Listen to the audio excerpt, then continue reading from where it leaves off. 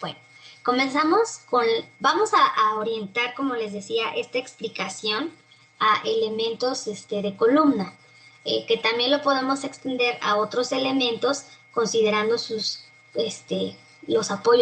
tipos de apoyos que tengan en los extremos. Ahorita les explico cómo. Lo único que no lo vamos a aplicar va a ser para secciones armadas o compuestas. Luego vemos un ejemplo de esa parte. Pero este en particular lo vamos a orientar a la revisión de columnas. Entonces empezamos con la revisión del primer estado límite de falla, que es pandeo por flexión, pandeo flexional o pandeo general. Ustedes lo pueden encontrar en la bibliografía o en internet, en referencias que ustedes busquen con estos tres nombres, y es exactamente lo mismo. Cuando nosotros tenemos un pandeo, pues lo que queremos es llegar a evitar que se presente esa flexión que va a ocasionar que el elemento se vuelva inestable. Entonces, dijimos que eso se debe a una carga que nosotros le denominamos carga crítica. Esa carga crítica es la que nos va a definir en qué punto el elemento puede fallar por pandeo flexionante. Entonces, la relación de nuestra resistencia nominal, y aquí nada más estoy poniendo la ecuación que corresponde al diseño por factores de carga y resistencia, porque ya está factorizada. La resistencia nominal factorizada, pues es precisamente ese factor, ese coeficiente de reducción phi, que para este estado límite de falla vale 0.9, que vamos a multiplicar por un FCR. Este FCR pues nos muestra el esfuerzo crítico de compresión, que va a estar definido en función de esa carga crítica que le denominamos carga o esfuerzo de Euler. Ahorita vemos cómo lo calculamos. Y AG pues es la misma área global de nuestra sección transversal que utilizamos en diseño de elementos a tensión. Entonces, si se fijan, pues esta ecuación se parece mucho a la que utilizamos para calcular cualquier esfuerzo. El esfuerzo es igual a la carga entre el área. Despejamos la carga y pues lo que tenemos es el esfuerzo por el área. Pero este esfuerzo lo vamos a calcular a partir del comportamiento de nuestra columna. Nosotros dijimos que un parámetro súper importante o el más importante para poder determinar la resistencia y comportamiento de nuestra columna es la relación de esbeltez lambda. Esta relación de esbeltez lambda nos va a definir en qué rango nos encontramos del diseño de nuestro elemento. Si nos encontramos en el rango inelástico, que dijimos es lo deseable, o nos encontramos en el rango elástico. Para ello, pues tenemos que hacer la comparación de este factor de K por L entre R con este valor que viene marcado en la norma. Este es el límite, este 4.71 de raíz de E entre F y Y, que está en función del tipo de material que nosotros vamos a utilizar, nos define cuál es el límite cuando pasamos del rango inelástico al rango elástico. Entonces, teniendo ese límite, pues nosotros podemos calcular el esfuerzo. Pero estas ecuaciones de esfuerzo, que aquí incluso se las numeré para que vean que todas las ecuaciones que vienen aquí en las presentaciones vienen de la norma. No numeré todas, pero ustedes pueden ver que todas las ecuaciones que yo hago referencia en mis presentaciones son de la norma. No me las saco de la manga, no estoy. Y ustedes ya tuvieron la oportunidad también de revisarlas. Entonces, estas ecuaciones me definen el esfuerzo crítico que viene en mi definición de resistencia por flexión. Va a depender entonces del rango en el que yo me encuentre. Y una vez que definí el rango en el que me encuentro, pues veo que estas ecuaciones están en función de un esfuerzo FE. Y ese esfuerzo FE es el que dijimos hace un rato, viene a partir de la carga crítica, la carga que se vuelve deseable encontrar para que no se presente el esfuerzo por pandeo flexionante. Entonces, este esfuerzo de Euler también viene en función de la relación de esbeltez y del tipo de material que voy a utilizar. Entonces, estas son las cuatro primeras ecuaciones que vienen en su norma. Esta es la primera, esta es la segunda, aquí tenemos la tercera y por acá la cuarta. ¿Cómo las vamos a utilizar? Bueno, pues aquí, como les decía, nosotros lo que tenemos que obtener en una resistencia de pandeo por flexión es este esfuerzo crítico, y ese esfuerzo crítico está a la vez en función del esfuerzo de Euler. Lo comparamos con el límite en el que entramos y sabemos cuál de las dos ecuaciones vamos a utilizar. Pero, ¿qué es el factor importante a obtener? Como dijimos, este parámetro, este límite, lo vamos a comparar con nuestra relación de esbeltez. Entonces, lo que se vuelve una incógnita dentro de nuestro desarrollo de diseño es precisamente este factor lambda, esta relación de esbeltez. ¿Cómo vamos a calcular esta relación de esbeltez? Cuando nosotros trabajamos con elementos a tensión, esa relación de esbeltez es muy grande. ¿Quién me recuerda cuánto vale esa relación de esbeltez para elementos que trabajan a tensión? No sé los que ya participaron, porque les estoy dando consejos extras. Es menor a 300. Menor o igual a 300. Menor o igual a 300. Además de Dulce, alguien más me lo dijo, pero me lo dijo antes. Nada más que no Yo. escuché. Pero ya habías participado, Robert. Ah, ahora sí te lo ganaste. No, el otro, Roberto. Roberto Olvera, ¿no? Sí. Ok. A Roberto y a Santana ya lo tenía anotado. No te preocupes. Sí veo quién me habla, nada más que a veces no lo hago tan rápido. Bueno, esta relación de esbeltez entonces para elementos a tensión es de 300. Pero en elementos a compresión, como ya lo definimos al principio de la presentación, debe ser menor o igual a 200, es decir, lo hacemos todavía mucho más restringido. ¿Por qué? Porque ahí es bien importante. Esta relación de esbeltez, físicamente, ¿qué me define? Se los dije también al inicio de la presentación. ¿Por qué es tan importante esta relación de esbeltez? ¿Qué me dice? Estamos jugando por décimos extras, chicos.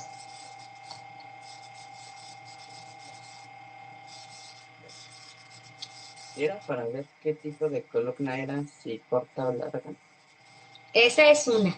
Ya Juan Fernando ya me dijo una. Por el tipo de falla, era por aplastamiento o por flexión de pandero. Ajá. Entonces, lo que nos dice, además de lo que dice Renato, es que nos indica si la columna se pandea o no. Nos va a indicar el tipo de falla que va a presentar y en función de ese tipo de falla las clasificamos como dijo Juan Fernando, ¿verdad? Entonces, este parámetro de relación de esbeltez en sí lo que me está diciendo es si la columna se puede o no se puede pandear. La susceptibilidad a que ésta sufra un pandeo. Como ya vimos, el pandeo es lo más importante en elementos a compresión. ¿Cómo va a estar definida? Bueno, esta relación de esbeltez la vamos a calcular multiplicando un factor de K de longitud efectiva, que va a involucrar las condiciones de apoyo que nosotros tengamos en nuestros extremos. Ahorita vemos cómo lo calculamos. La longitud libre de la columna. Recordamos que podemos tener elementos que están arriostrados y eso va a disminuir su longitud libre. Y por último, las características del perfil que nosotros estemos revisando. Si recuerdan, el proceso de diseño es iterativo. Yo propongo un perfil que tiene un radio de giro, lo reviso. Si no pasa, cambio el perfil por uno que tenga o un mayor radio de giro o le cambio las condiciones de rigidez lateral, le poniendo un arriostramiento, en fin. Hago iteraciones hasta que llego a un perfil que cumpla con las condiciones de carga deseadas. Entonces, esta incógnita es la que nos hace falta definir. Nosotros vamos a tener dos opciones para poder calcular esta longitud efectiva. Como les decía, este valor de longitud efectiva K va a redundar en la posibilidad de que el elemento se pandee. Por lo tanto, tenemos que verificar cuáles son las condiciones de apoyo que tenemos en los extremos de nuestras columnas en función de los posibles grados de libertad que nosotros tengamos. ¿Quién me recuerda qué es un grado de libertad? Es como la cantidad de movimiento que tiene un cierto elemento. Exactamente. Bueno, se le voy a valer a Dulce, que ya lo esperaba desde hace un rato, y Caro, me esperas para la otra. Son las cantidades de movimientos que yo puedo tener en los extremos de mis elementos, particularmente debidas a los tipos de apoyo. Aquí, por ejemplo, nosotros tenemos empotramientos en los extremos, lo cual indica que no tengo ningún grado de libertad. no tengo posibilidad de tener ni giro ni deflexión. Entonces aquí mi curva elástica empieza muy pegadito a la columna y pues después se hace muy panzona porque no tengo nada que restrinja el movimiento en este punto y regresa a movimiento cero. Eso pues me permite indicar que el pandeo de esta columna pues se va a presentar donde ya está alejada del apoyo, ¿verdad? El pandeo se va a presentar ahí. ¿Qué pasa cuando yo tengo una articulación? Cuando tengo una articulación, aquí sí tengo posibilidad de tener giro en este punto, pero no tengo deflexión. Mi curva elástica es diferente. Entonces aquí esta curva empieza a sacar su pancita mucho antes que cuando yo tengo un empotramiento.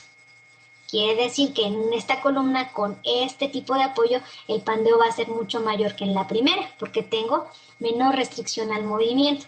Finalmente, cuando yo tengo un extremo libre, voy a tener la posibilidad de que se mueva para todos lados. Voy a tener tanto giro como deflexión. Entonces, la curva elástica pues muestra que la deformación comienza desde la parte donde comienza la columna. Entonces, nosotros tenemos que considerar esa posibilidad de que se presenten diferentes movimientos en nuestros extremos de las columnas de acuerdo al tipo de apoyo que tengamos. Y va a ser un factor de longitud efectiva acá diferente cuando yo tengo una columna aislada que cuando yo tengo una columna que forma parte de un marco. Cuando nosotros tenemos columnas que son aisladas, podemos usar los resultados del manual de Gerdau Corsa, en el cual nos establece casos típicos de columnas aisladas. Podemos utilizar este resultado porque está basado en la normatividad del manual INCA y del AISC. Entonces, sin problema, nosotros podemos hacer uso de este gráfico, en el cual nos marca valores teóricos de K para que podamos hacer nuestro cálculo de longitud efectiva y nuestro cálculo de relación de esbeltez. Como dijimos, es el parámetro que nos interesa. Entonces, si tenemos una columna doblemente empotrada, el valor de K vale 0.5 y nos recomiendan usar 0.65. Si nos vamos con una articulación en la parte superior, vale 0.70 y nos recomiendan usar 0.80. Y así sucesivamente. Tenemos libre, vale 1, nos recomiendan usar 1.20. Tenemos doble articulación, usamos 1. Tenemos aquí una conexión articulada en la parte superior. Es diferente un apoyo articulado de una conexión articulada, recuerden, no estamos hablando de lo mismo. Si tenemos esto, pues podemos utilizar valores mucho más grandes de K, de 2.1. Y finalmente, si tenemos una articulación en la parte inferior y una parte libre en el extremo superior, pues usamos un valor de 2. Normalmente los tipos de columnas que utilizamos son la primera y la segunda. Difícilmente dejamos la parte libre de la columna en la parte superior, o difícilmente ponemos articulación arriba y abajo. Sin embargo, pues dependiendo del tipo de diseño que hagamos, podría darse esa ocasión. Entonces, para casos de columnas que tengan la posibilidad de estar aisladas, sí podemos utilizar estos factores de longitud efectiva acá. Pero cuando nosotros tenemos columnas que forman parte de marcos rígidos, no podemos hacer uso de lo anterior. ¿Por qué no? Como dijimos, tenemos que considerar la posibilidad de que los elementos se muevan en su parte superior e inferior. Tenemos que verificar los posibles grados de libertad que tenemos. Y cuando nosotros tenemos elementos de marco, en la parte superior normalmente están conectados por columnas. Pero va a depender si es una columna del último nivel, porque ya no tendríamos columna que continúa, o va a ser una columna de entrepiso, que tiene columna hacia arriba y columna hacia abajo, o va a ser una columna del primer nivel, donde abajo tenemos a lo mejor el apoyo empotrado o el apoyo articulado, y después en la parte superior continúa la conexión con columnas. Entonces tenemos que considerar cómo es que los elementos que se conectan en los extremos de la columna hacen mella en la respuesta del elemento.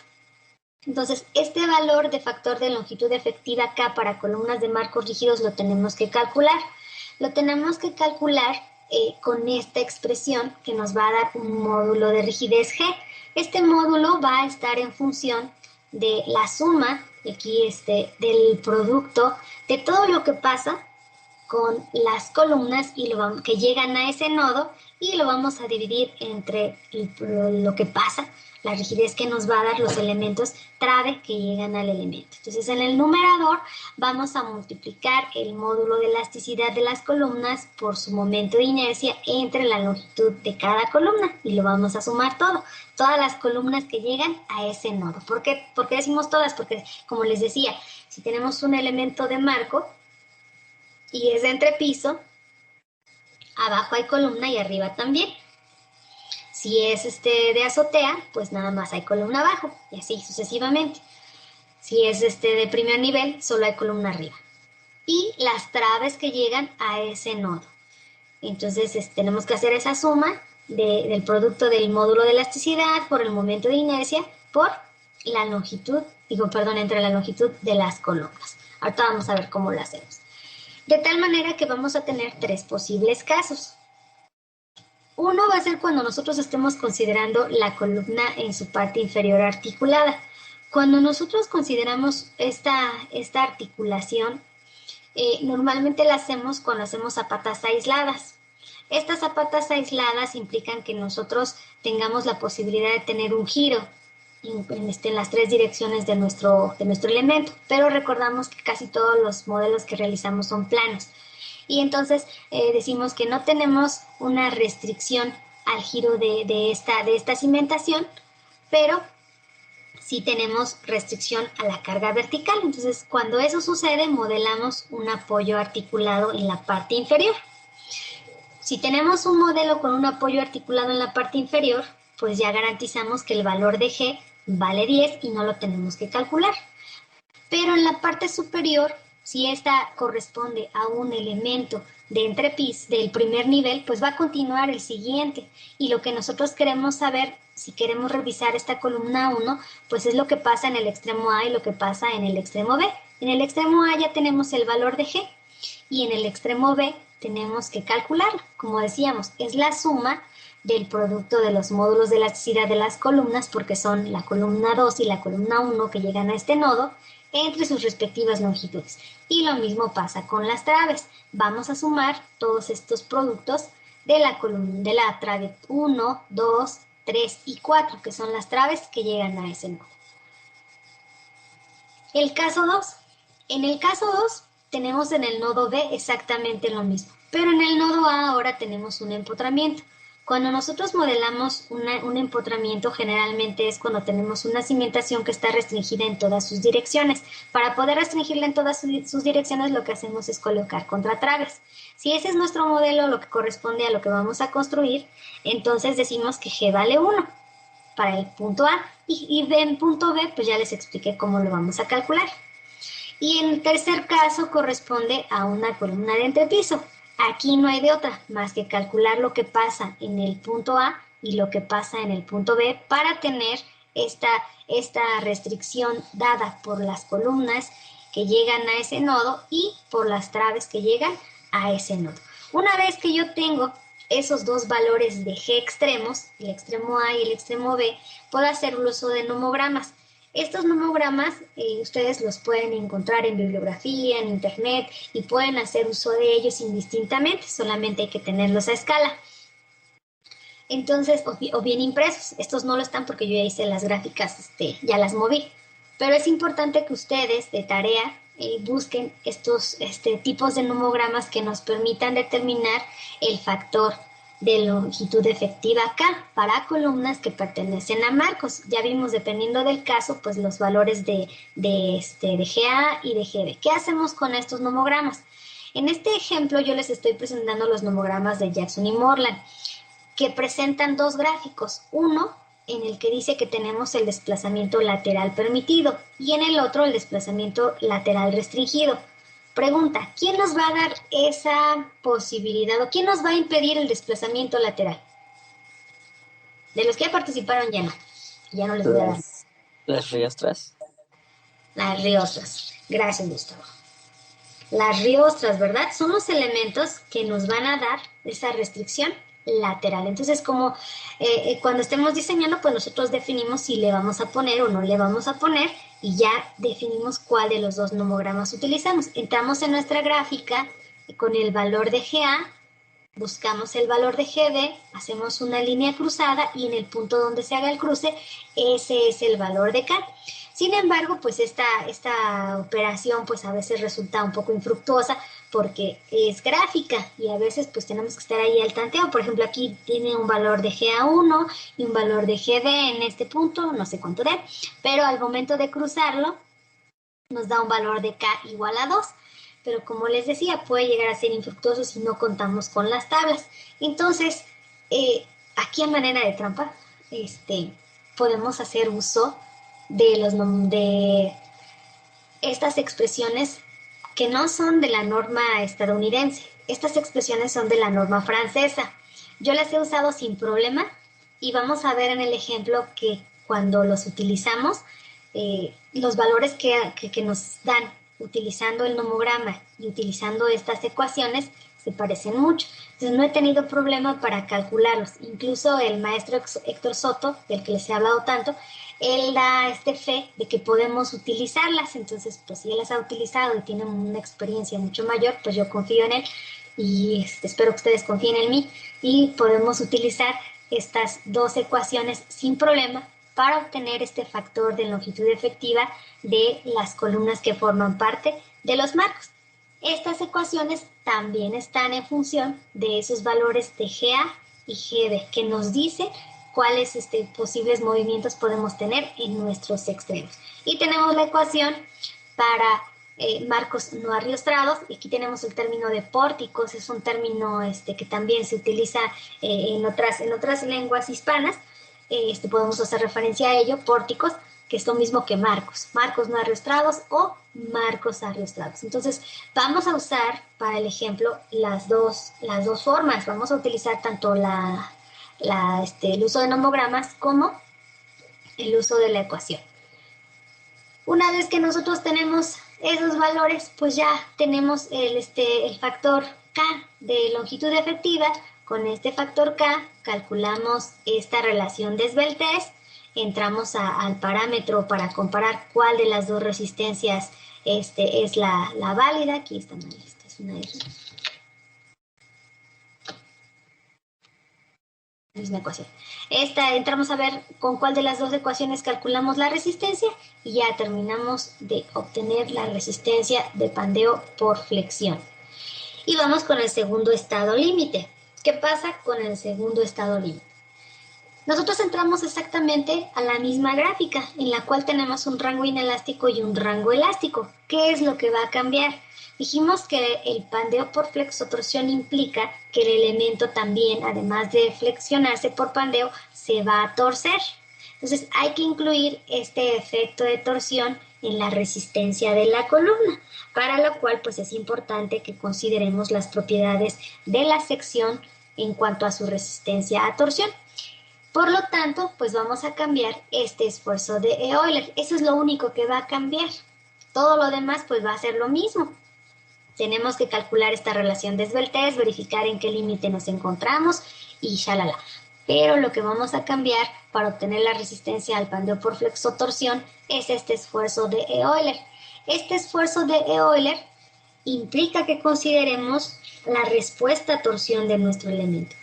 Y los parámetros que nos van a dar la respuesta a torsión del elemento son la constante de alabeo, CW, la constante torsional, CJ, y el módulo de rigidez a torsión G o módulo de cortante. Si recuerdan por ahí de sus cursos de mecánica de materiales, cuando nosotros aplicamos un esfuerzo de torsión en un elemento, el resultado de ese esfuerzo, o de esa carga más bien de torsión, es un esfuerzo de cortante. Entonces, por eso aquí lo que involucramos cuando calculamos la resistencia a torsión tiene que ver con el módulo de rigidez acortante del elemento, porque en realidad el esfuerzo que se presenta debido a una torsión es un esfuerzo por cortante. Pero bueno, eso ya no es motivo de la clase. Entonces tenemos que involucrar las características de respuesta a torsión de nuestro elemento. Ahora, esta ecuación de esfuerzo crítico es únicamente válida para secciones con doble inercia. que es particularmente las secciones IR o C o R o etcétera, las que tienen doble inercia. De tal manera que si nosotros utilizamos una sección con características diferentes, en la norma viene especificada qué tipo de ecuación vamos a utilizar dependiendo del perfil que nosotros estemos utilizando. Entonces, eso es lo único que va a cambiar. Esta ecuación es válida únicamente para secciones con doble inercia. Para secciones con otras características, consultamos la que corresponda con la norma, pero el procedimiento es exactamente el mismo. Entonces, una vez que tengo este esfuerzo de Euler y cuento con la relación de esbeltez, ahora voy a calcular este parámetro de 0.44 de FY. Ahora el que me toca comparar este valor de la relación de esbeltez, el esfuerzo, es este de 0.44, este que tengo en la vertical. Con eso, pues nuevamente yo sé en qué límite me encuentro, si estoy en el rango elástico o en el rango inelástico. Y calculo el valor del esfuerzo crítico y una vez con el esfuerzo crítico calculo la resistencia nominal a flexotorsión. Entonces es el cálculo de la relación de esbeltez. Para la relación de esbeltez necesito el factor K de longitud efectiva, con eso comparo, calculo el esfuerzo de Euler, que es uno para flexión y otro para flexotorsión, y una vez que tengo el esfuerzo de Euler, calculo el esfuerzo crítico correspondiente y finalmente la